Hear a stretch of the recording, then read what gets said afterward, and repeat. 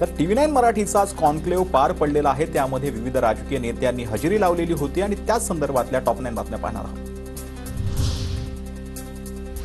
स्वराज्याच्या खजिन्यासाठी छत्रपती शिवाजी महाराजांनी सुरतेवर स्वारीच केली, शिवरायांना लुटारू म्हणणं पवारांना मान्य आहे का? TV9च्या महासंकल्पमधून फडणवीसांचा सवाल।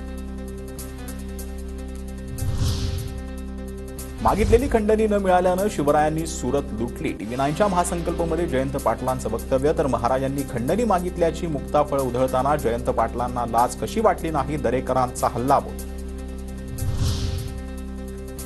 शिवरायांनी सुरत लुटली हे इतिहासकारांचं मत, काँग्रेसनं कधीही इतिहास बदलला नाही, फडणवीसांच्या चुकीच्या अभ्यासाची चुणूक दिसली, नाना पटोलेंची टीका। तर फेक नॅरेटिव्हमध्ये फडणवीस एक्सपर्ट असल्याचाही टोला।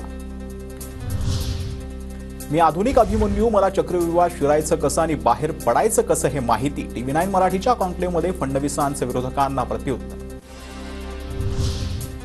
अजित पवारांची साथ सोडणार नाही, TV9च्या कॉन्क्लेव्हमध्ये मंत्री छगन भुजबळांकडून स्पष्टता। शरद पवार गटात जाण्याच्या चर्चेलाही पूर्णविराम। निवडणुकीनंतर मुख्यमंत्री कोण ठरवणार हे पार्लमेंटरी बोर्ड ठरवेल, TV9 मराठीच्या कॉन्क्लेव्हमध्ये फडणवीसांचं विधान। मुख्यमंत्री पदाच्या चेहऱ्यासाठी काही घाई नाही, मी टीम लीडर म्हणून काम करतो, फडणवीसांच्या विधानानंतर शिंदेंचं वक्तव्य। महायुतीत मुख्यमंत्री पदावरून कोणताही वाद नाही, पण काही जण मुख्यमंत्री करा म्हणत गल्लीतून दिल्लीपर्यंत जातात। उद्धव ठाकरेंचा सोनिया गांधींसोबतच्या भेटीवरून मुख्यमंत्र्यांचा निशाणा।